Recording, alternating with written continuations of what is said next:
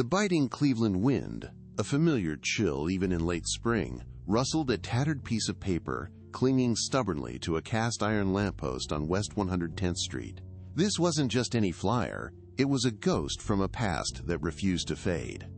A missing poster, its once vibrant ink now bleached by years of relentless sun and streaked by countless downpours, peeled gently at the corners, threatening to surrender entirely to the elements. The date, April 21, 2003, was barely decipherable, a faint whisper of a long-forgotten tragedy for some, but a screaming void for others. The image at its center, a smiling, youthful face of 16-year-old Amanda Berry, her bright eyes holding a spark of innocence, stood in stark, heartbreaking contrast to the grim, weathered reality of a decade-long absence. The silent street, lined with modest, aging homes, offered no answers, only an eerie quiet that had swallowed a vibrant life whole, leaving only a faded photograph as a haunting testament to what was lost. The weathered, missing poster, a poignant ghost on West 110th Street, encapsulates the deep, gnawing uncertainty that grips a community when a child vanishes. These faded images are more than paper. They are silent, enduring monuments to shattered innocence and unanswered prayers, echoing the profound anxiety that settles over a neighborhood, a chilling testament to lives irrevocably altered. Before we delve into the intricate details of Amanda's final moments of freedom, if you appreciate in-depth true crime narratives, please subscribe to our channel to stay updated on future cases. Understanding the precise sequence of events leading up to her disappearance on April 21, 2003, is crucial as we meticulously reconstruct the last known movements of a young life on the brink of an unimaginable ordeal. April 21, 2003, began like countless others for 16-year-old Amanda Berry. The early spring air in Cleveland still carried a crisp bite, a familiar chill that hinted at warmth to come, yet clung to the morning with stubborn persistence. Inside the modest home on West 110th Street, the aroma of toast and brewing coffee mingled with the soft sounds of a household stirring to life. Amanda, a vibrant and spirited teenager, moved with the easy grace of youth, her mind likely drifting between school assignments and the plans of a typical Friday night. She had a close bond with her older sister Beth and her mother, Luana, a fierce protector. Her routine was a comforting tapestry of normalcy, each thread woven with the predictable rhythms of family life and burgeoning independence, unaware that this particular Friday would unravel everything. Her attire for the day was functional yet distinctive, a bright blue and white striped shirt, chosen perhaps for its comfort or simple style, paired with faded denim jeans and well-worn white sneakers. These weren't just clothes. They were the visual markers of a young woman stepping out into her world. She carried her purse, a standard teenage accessory, containing the usual assortment of lip balm, a few dollars, and a house key. Her journey to her part-time job at the Burger King inside the bustling West Side Market was a familiar path. The short walk or bus ride would have been filled with the everyday sounds of Cleveland, distant traffic, the occasional laughter of schoolchildren, and the faint, salty scent of Lake Erie carried on the breeze. Inside the market, the vibrant chaos of vendors hawking their wares, the mingled smells of fresh produce, baked goods, and sizzling meats would have enveloped her, a sensory backdrop to her shift. As her evening shift drew to a close around 7:30 p.m., the market's energy began to wind down, but the streets outside remained active. Amanda clocked out, perhaps exchanging a quick, tired smile with a colleague, the day's tasks completed. The fading light of dusk cast long shadows as she stepped outside, the air cooling noticeably. It was then, a moment of routine, that she pulled out her cell phone. She dialed her sister Beth, a casual conversation to let her know she was leaving work.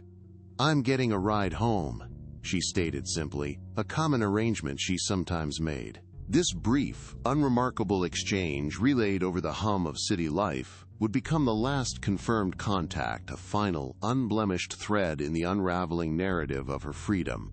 The specifics of that ride home remain shrouded in mystery, a chilling void at the heart of her disappearance.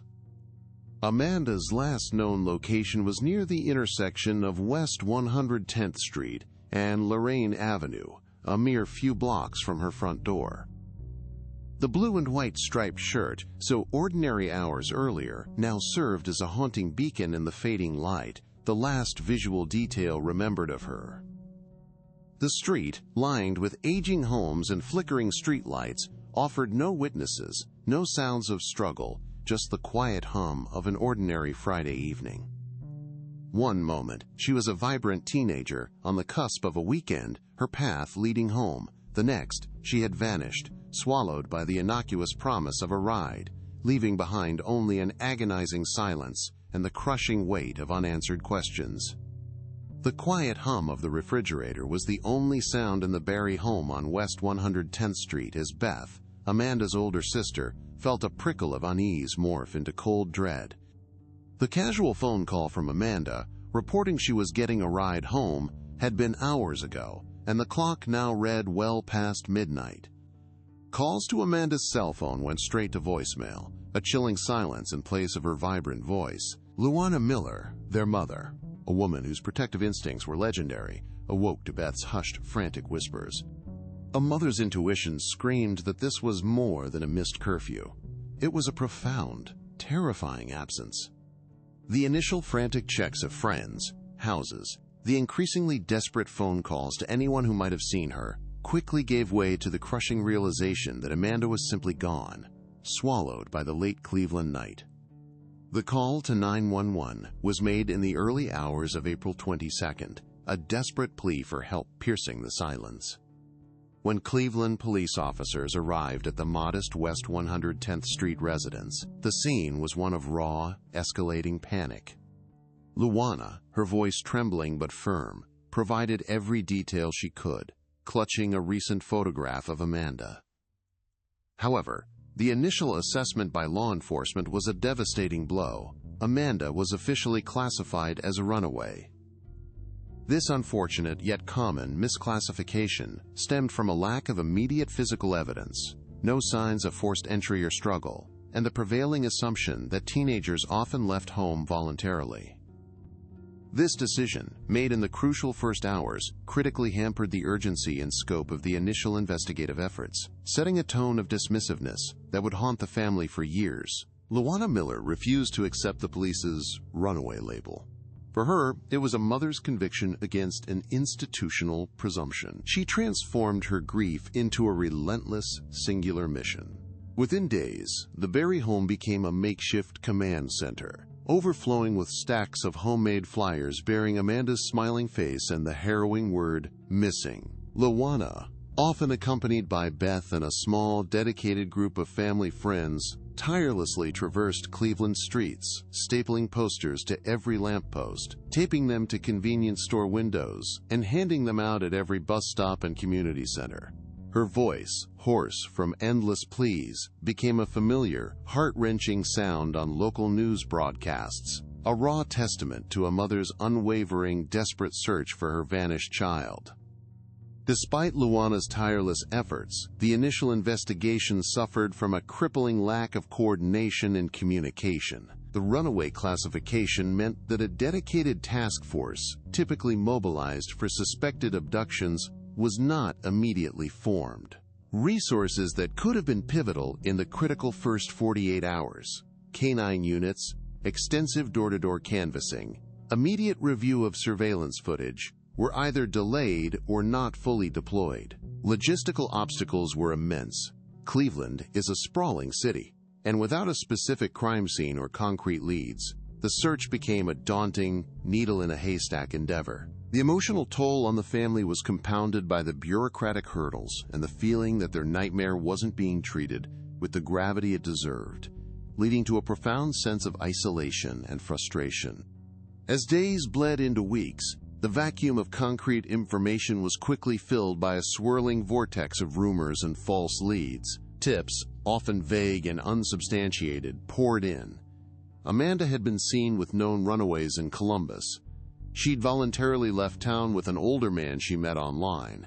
Even more chillingly, some speculated a connection to a serial killer operating in the area at the time. Each unverified sighting, each whisper of a potential clue, ignited a brief, agonizing flicker of hope for Luana, only to be extinguished by the harsh reality of another dead end. The community, initially galvanized, began to splinter under the weight of fear and uncertainty. Parents held their children a little tighter, playgrounds emptied earlier, and a chilling sense of unease settled over the neighborhood, deepening the collective despair. The initial frenzy of the search eventually gave way to a grinding, agonizing quiet.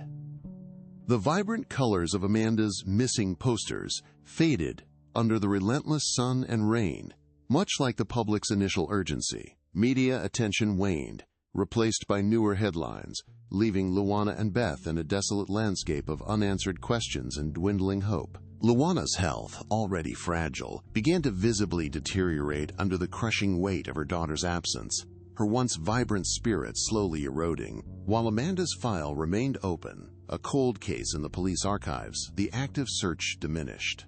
The community, once united in its concern, collectively sighed in resignation, a mixture of helplessness and lingering dread, as Amanda Berry's disappearance transitioned from an active investigation to a haunting, unsolved mystery that cast a long, dark shadow over Cleveland. The initial police classification of Amanda as a runaway cast a long, distorting shadow over the early days of the investigation, influencing the perception of every subsequent tip. The first wave of calls often echoed this assumption: a sighting in Columbus, Ohio, another in a distant suburb, always with a vague description of a teenager who might have been Amanda. Luana Miller, clinging to any thread of hope, would drive for hours with Beth, chasing these specters, her heart pounding with a desperate mix of anticipation and dread. One particular tip, received via an anonymous phone call in late May, claimed Amanda was seen at a bus station in Cincinnati, wearing a faded blue hoodie and carrying a worn backpack. The 5-hour drive down I-71 was a silent, agonizing pilgrimage, only to find a young woman who, while resembling Amanda from a distance, was undeniably not her. The crushing disappointment was palpable, each false lead a fresh wound, deepening the family's despair and the community's growing exhaustion. As the initial runaway theory crumbled, new, more sinister rumors took root. Whispers circulated through the neighborhood and online forums about an older man Amanda might have met, perhaps through an internet chat room or a chance encounter. Investigators, shifting focus, meticulously followed these leads, interviewing Amanda's classmates about her social life and scrutinizing her computer for any unusual activity.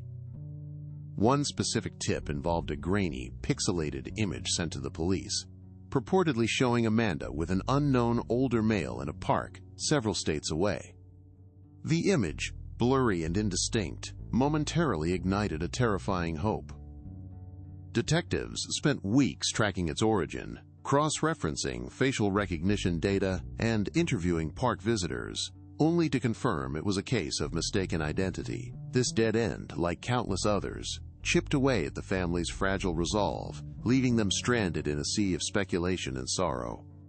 The pervasive fear of a predator in the community also led investigators down a chilling, yet ultimately fruitless path: the potential connection to a serial killer. Cleveland, like many urban centers, had its share of unsolved cases, and the idea that Amanda might be a victim of a larger systemic pattern was a terrifying possibility. Detectives meticulously cross-referenced her case with other missing persons reports, examining any similarities in victim profiles, geographic locations, or methods of disappearance. They interviewed known offenders in the area, scrutinizing their alibis and past movements. The air in the precinct felt heavy with the weight of these grim possibilities. Each file reviewed a potential echo of Amanda's fate. One notorious local case, involving several missing women from the city's east side, drew particular attention, but after extensive comparison, police regretfully concluded there was no discernible link. The lead, once a cold dread, became another abandoned file, deepening the collective sense of helplessness.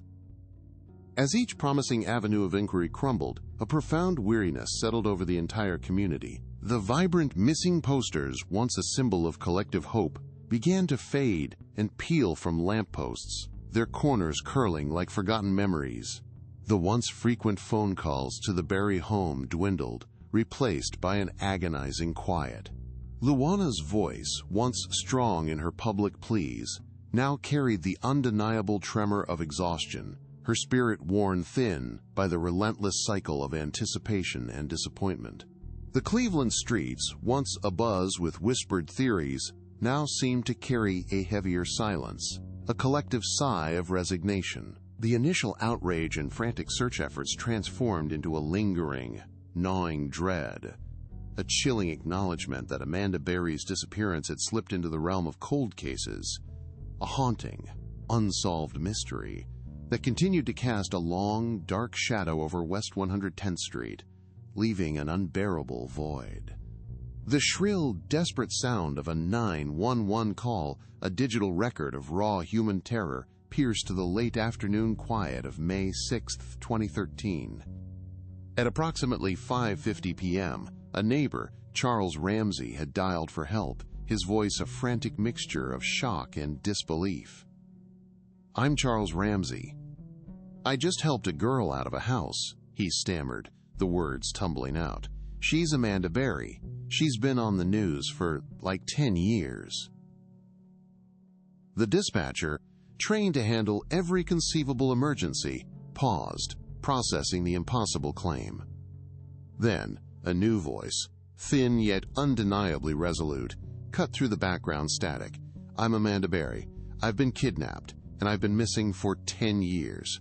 And I'm here, I'm free now." This single, electrifying audio clip, captured by technology, became the undeniable, immediate turning point, shattering a decade of agonizing silence and launching a new, urgent chapter in Cleveland's most haunting cold case. Within minutes, the sirens of Cleveland police vehicles sliced through the air on Seymour Avenue, their flashing blue and red lights painting the modest street in an urgent glow. Officers, initially skeptical but quickly realizing the gravity of the situation, found Amanda Berry, now 27, clutching a small child, her face etched with a decade of unspeakable trauma. The immediate priority shifted from rescue to corroboration. Who were these women? Was this truly Amanda Berry? The presence of a young daughter, born during captivity, necessitated an immediate and critical forensic step: DNA testing. Samples were swiftly collected from Amanda and the child, a rapid process designed to confirm their biological relationship and, by extension, Amanda's identity, providing the first irrefutable scientific proof of her incredible, tragic story. This technological advancement, unavailable in 2003, offered immediate, tangible answers. As paramedics attended to the survivors, police secured the modest, unassuming house at 2207 Seymour Avenue, transforming it instantly into a crime scene of unimaginable significance. Detectives, their faces grim, began the meticulous task of processing the interior, a chilling tableau of an ordinary home concealing extraordinary horror. Forensic technicians, gloved and masked, moved methodically, dusting for fingerprints on doorframes, carefully bagging potential evidence from cramped rooms, and photographing every chilling detail. Simultaneously, digital forensics experts began the painstaking work of examining any electronic devices found within the residence, computers, cell phones, storage drives, hoping to uncover a digital footprint of the abductor's activities, communications, or any hidden cameras that might have documented the decade-long captivity. These digital records would soon become crucial.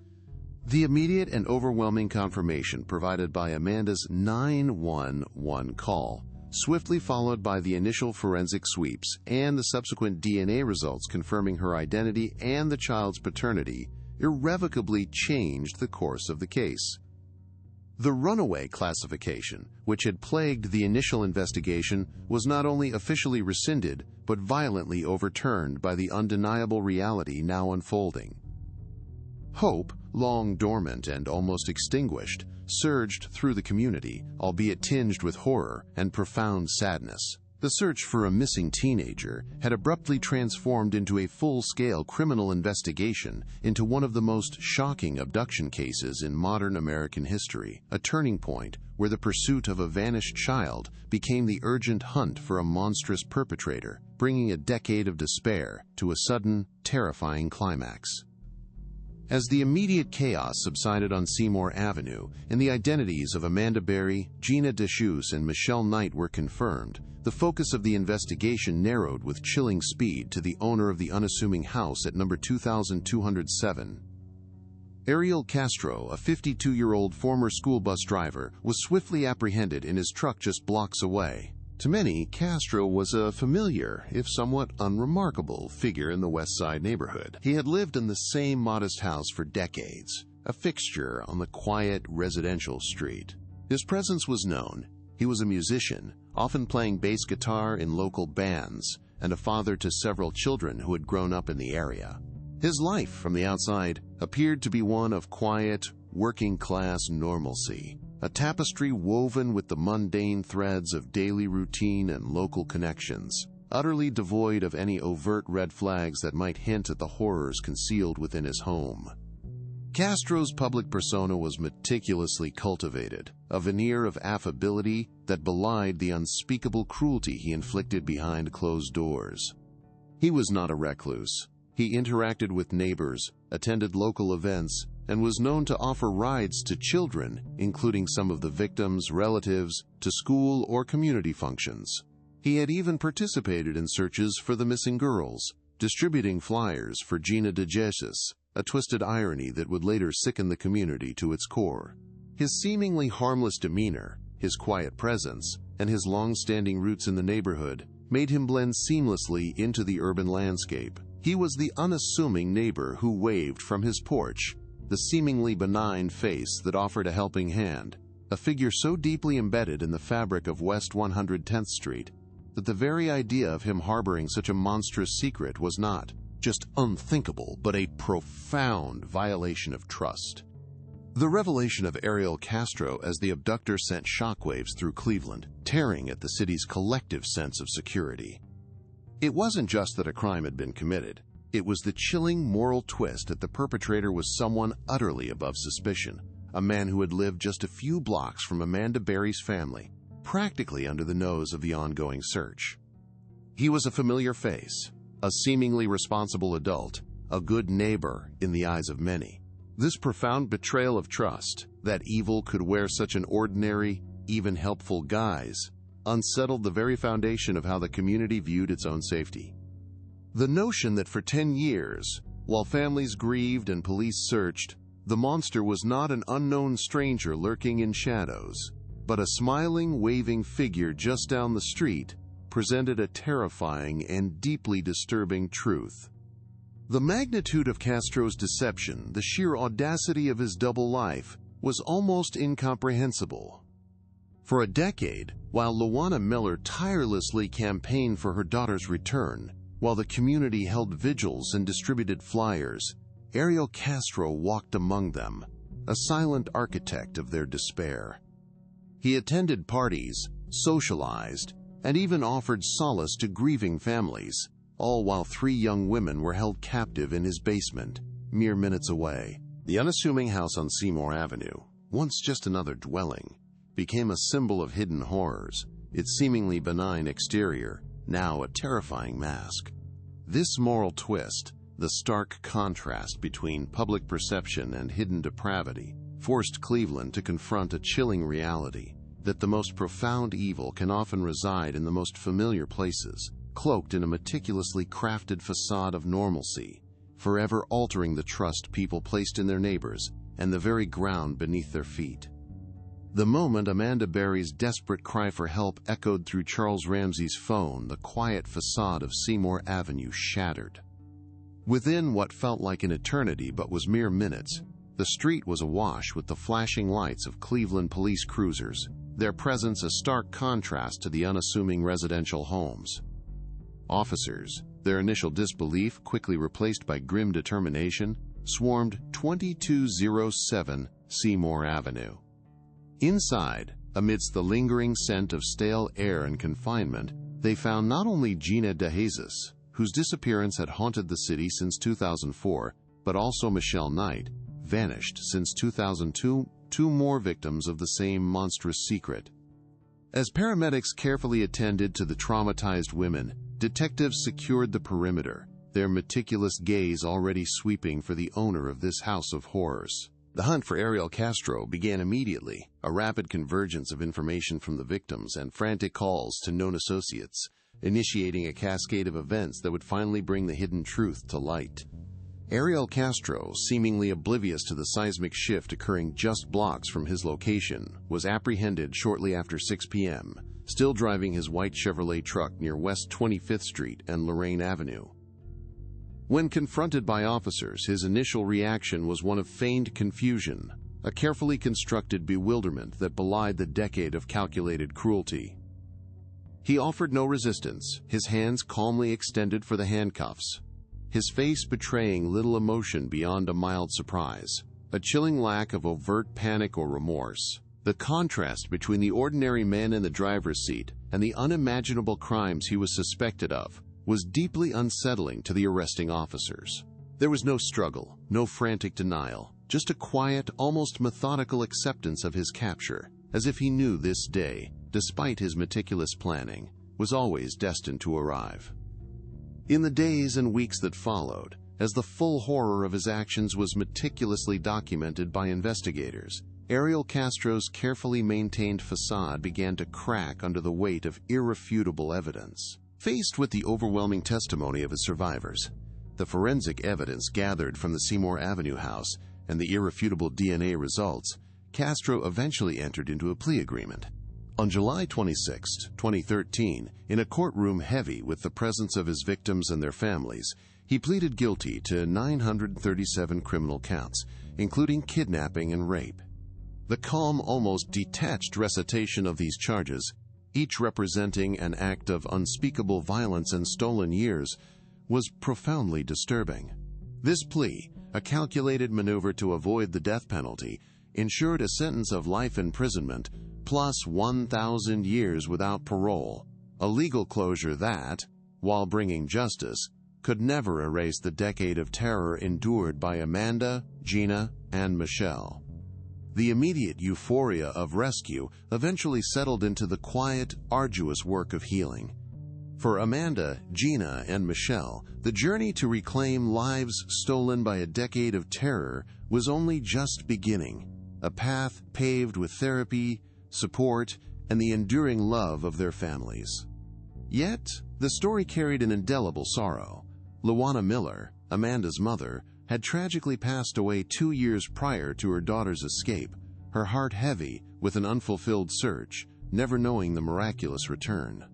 Cleveland, too, bore a scar, a collective loss of innocence, and a profound reckoning with the chilling truth that evil could reside in plain sight, a trusted neighbor's facade. The silence after Castro's conviction was not one of forgetting, but a solemn reminder of childhood's fragility, the insidious nature of hidden dangers, and the relentless, universal cry for justice that echoes long after the headlines fade.